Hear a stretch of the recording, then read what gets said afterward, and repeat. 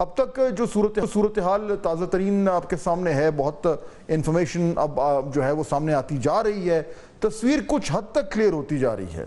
क्या नज़र आ रहा है आपको तमाम तर फुटेजेस को देख के और जो भी इंफॉर्मेशन आई है उसको सामने परख कर अभी तक आप क्या बता सकते हैं कि क्या हुआ? बहुत शुक्रिया इकबाल साहब मुझे इनवाइट करने का। देखिए, मैं सिविल एयरलाइनर्स पे तो मेरा एक्सपीरियंस उस तरह नहीं है, सिवाय कि मैं एयरपोर्ट पे 4 साल रहा हूँ, लाहौर एयरपोर्ट पे एज जनरल मैनेजर।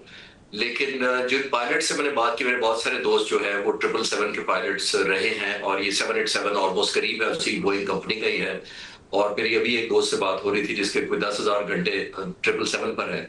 और ये हम आपस में डिस्कशन में ये कंक्लूड, जो प्रिलिमिनरी जिसको हम कहते हैं, without proof without any data, एक चीज जो पॉजिटिव है वो ये है कि वो जो टेल उसकी जहाज की है जिसके अंदर ब्लैक बॉक्स होता है, वो उस बिल्डिंग के ऊपर गिरा हुआ नजर आ रहा है, जो प्रॉब्ली हॉस्टल है, ये building after the crash. That means एक तो टेल इंटैक्ट है जिसके अंदर ब्लैक बॉक्स होता है। जब ये रिकवर हो जाएगा तो जल्दी चीजें आइडेंटिफाई करने में मदद मिलेगी। अपरेंटली जो डिस्कशन मेरी बहुत सारे दोस्तों के साथ हो रही है और बहुत सारे एयरलाइन भी उड़ाते रहे हैं, वो ये डिस्कशन हो रही है कि ये जहाज नॉर्मली, मैं पहले आपके व्यूअर्स को थोड़ा सा एक्सप्लेन कर देता हूँ कि जहाज जब टेक ऑफ करता है तो उसका सीक्वेंस क्या होता है। जब ये टेक ऑफ करता है अराउंड 350 to 300 किलोमीटर के दरमियान, जब ये लिफ्ट ऑफ करता है, इसको कहते हैं V1 स्पीड। V1 का मतलब होता है कि जो रोटेट करना है, या VR कहते हैं इसको, थोड़ी देर बाद रोटेशन की स्पीड आ जाती है। जब V1 स्पीड का मतलब ये आता है कि जहाज में जो मर्जी खराबी हो जाए, एक इंजन भी बंद हो जाए, तो पायलट ने टेक ऑफ करना ही करना है। और जहाज एक इंजन के साथ भी फुली केपेबल होता है कि वो टेक ऑफ करे। इस सूरत में क्योंकि जहाज का लेफ्ट राइट यॉ होता है जो स्विंग करता है, थोड़ा सा नोज हिलती है, वो नजर नहीं आ रहा, परफेक्ट टेक ऑफ हो रहा है।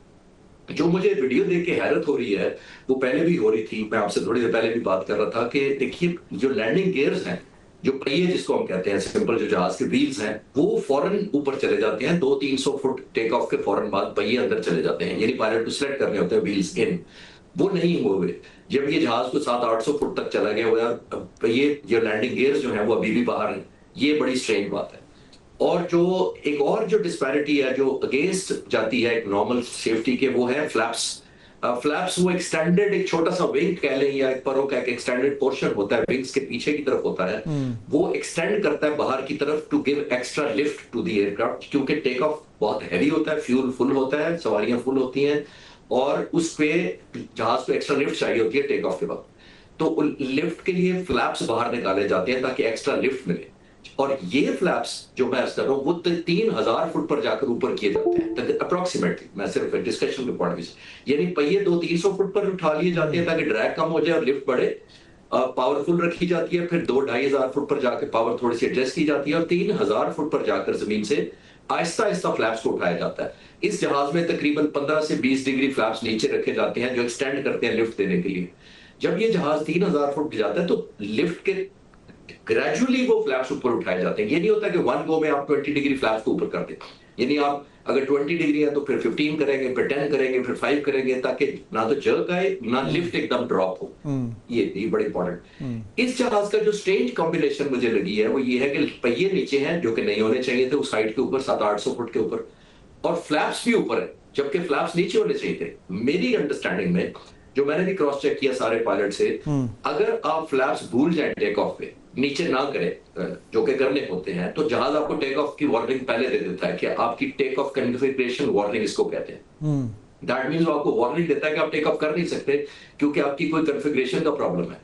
जिससे मैं अज्यूम कर पाता हूं कि फ्लैप्स तो उसके नीचे थे जो कि रिक्वायरमेंट है टेक ऑफ के वक्त, लेकिन पॉसिबिलिटी, अगेन अ पॉसिबिलिटी, कि शायद जो पायलट या को पायलट, पॉसिबली को पायलट मैंने सुना है इन एक्सपीरियंस थे, शायद उन्होंने लैंडिंग गियर ऊपर करने की बजाय फ्लैप्स ऊपर कर दिया उस स्टेज के ऊपर, जो कि बहुत डेंजरस कॉम्बिनेशन है फॉर अ क्रैश।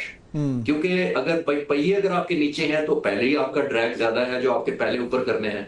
फ्लैप्स वो है जिससे आपको लिफ्ट देनी है और आप वही लिफ्ट खत्म कर दें, और ड्रैग आपका बढ़ यानी एक्सटेंडेड रहे, आपके जो पहिए हैं वो फिर भी नीचे हैं, तो ये बिल्कुल जहाज को सिंक करेगा, यानी जहाज नीचे जाएगा, जिसका मतलब ये है कि जहाज अपनी स्टॉलिंग स्पीड के करीब चले जाएगा। आपके व्यूअर्स के सिंपलीफाई करने के लिए, मैं स्टॉलिंग स्पीड वो होती है जिसके ऊपर एक लिफ्ट और ड्रैग की कॉम्बिनेशन होती है, यानी लिफ्ट अगर कम हो जाए तो जहाज नीचे जमीन की तरफ जाना शुरू हो जाता है, क्योंकि उसको ऊपर की तरफ जो प्रेशर उठता है वो कम हो जाता है और ड्रैग ज्यादा होता है, जिसकी वजह से जमीन की तरफ जाना शुरू करता है। तो apparently without passing any judgement I can say possibility ये है कि अगर गलती से उन्होंने उस स्टेज पे फ्लैप्स नीचे नीचे किए हुए को ऊपर कर दिया है और बजाय पहिए ऊपर करने के, तो this is a very dangerous combination and negative recipe for a crash. लेकिन सब लोग मेरे जिन दोस्तों से बात भी ठीक, लेकिन ये अगर ये ऐसा हुआ है तो ये तो एज समबडी जिसको जाहिर बात है मेरी तो इतनी इसमें नॉलेज नहीं है, लेकिन सिर्फ आपकी बात सुनते हुए मुझे ये अंदाजा हो रहा है कि ये तो बिल्कुल फंडामेंटल्स में होगा, यानी ये कोई बहुत बड़ी रॉकेट साइंस तो नहीं है कि जी आपने पहिए ऊपर उठाने हैं और फ्लैप्स को नीचे करना है। तो क्या कोई ऐसा भी सूरत हाल हो सकती है जिसमें पायलट्स ने जान के ये किया हो, कोई इस तरह की टेक ऑफ करते ही कोई इस तरह की सूरत हाल डेवलप हुई कि उन्होंने कहा कि नहीं हमें अपनी जो पहिए हैं वो नीचे ही रखने हैं क्योंकि हमें शायद वापस लैंड करना है और फ्लैप्स भी नहीं करने, कोई रैशनल एक्सप्लेनेशन हो सकती है? इनरिस्पेक्टिव देखिए पहियों का कोई ताल्लुक नहीं है ऊपर ना जाने से। सबसे ज्यादा ड्रैग उस वक्त लैंडिंग गियर्स का होता है जहाज के ऊपर, और पहिए एक्सटेंडेड होते हैं और एक्स्ट्रा ड्रैग क्रिएट कर रहे होते हैं, यानी आपकी लिफ्ट को कॉम्प्रोमाइज हो रहा होता है। तो लिफ्ट अगर आपने जल्दी से उठाना है, अगर कोई इमरजेंसी हो भी जाए तो सबसे पहले पहिए ऊपर उठाते हैं, चाहे वो फाइटर जहाज हो चाहे वो एयरलाइन का जहाज हो। लैंडिंग गियर जब तक नीचे है वो आपका ड्रैग बहुत मल्टीप्लाई होता है एक उस सेंस में।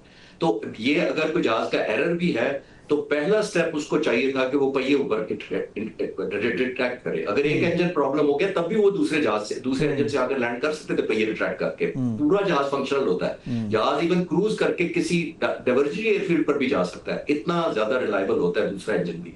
तो ये जब जैसे मैंने अर्ज किया ना V1 की जो स्पीड होती है जब ऑलमोस्ट टेक ऑफ कर रहा होता है जहाज, उसके बाद जहाज को टेक ऑफ करना होता है। अगर एक इंजन बैकअप भी कर जाए तब भी आके वो कंफर्टेबली लैंड कर सकता है या दूसरे रनवे पर किसी डाइवर्जरी एयरफील्ड पर भी जा सकता है। तो पॉसिबिलिटी मुझे ये लग रही है कि विदाउट पासिंग एनी जजमेंट और कंक्लूजन कि ये गलती से अगर उसने लैंडिंग गियर की बजाय फ्लैप्स ऊपर कर दिया तो ये डेट्रीमेंटल है। ये बिल्कुल डेंजरस है कि पहिए आपके ऑलरेडी ड्रैग पैदा कर रहे हैं, आपने अपने जहाज की लिफ्ट कम कर दी है, जिसका मतलब है वो सिंक रेट अगर 500-600 फुट पे इतना बड़ा जहाज फ्यूल से भरा हुआ जब उसको मैक्सिमम थ्रस्ट चाहिए होती है, अगर वो सिंक करना शुरू कर दे जैसे मैंने कहा तो उसको फिर पुल आउट करना बड़ा मुश्किल होता है। जब अब जाहिर बात है ये जो अवेलेबल एविडेंस है या जो हम दूर से देख पा रहे हैं उसकी बुनियाद पे आप जो है वो अपना तर्जिया पेश कर रहे हैं, लेकिन जब बाकायदा प्रोफेशनल इन्वेस्टिगेशन शुरू होगी तो उसका क्या उसके फेजेस होते हैं, क्या मराहिल होते हैं, प्रोसेस क्या होता है इन्वेस्टिगेशन का, और नॉर्मली कितना टाइम लगता है? ये फाज साहब देखिए ये सारे स्टेक होल्डर्स आ जाते हैं, जैसे मैंने ये एक नेशनल ट्रांसपोर्ट सेफ्टी बोर्ड होता है NTSC इंटरनेशनल है, ये आता है मैदान में। फिर वो कंपनी आती है बोइंग, जाहिर है वो बोइंग ने ऑलरेडी कह दिया कि हम वॉच कर रहे हैं, बोइंग आती है। फिर जो लोकल आपकी सिविल एविएशन अथॉरिटीज होती हैं, जैसे पाकिस्तान में भी सिविल एविएशन अथॉरिटी है, वो स्टेक होल्डर होती है जो इंडिया की होगी। और फिर वो जाहिर है एयरलाइन इटसेल्फ जो एयर इंडिया है। तो कम से कम ये 4 स्टेक होल्डर्स तो प्राइमरी होते हैं जब एक इन्वेस्टिगेशन होती है। ऑब्वियसली बोइंग की इंटरेस्ट ये होती है कि हम अपने जहाज को क्लियर करें कि हमारे जहाज का फॉल्ट नहीं है, अगर ना हो तो वो क्लियर करना चाहेंगे। नेशनल ट्रांसपोर्ट सेफ्टी बोर्ड जो है वो आपकी हेल्प करता है, न्यूट्रल रहते हुए आपको फैसिलिटेशन करता है।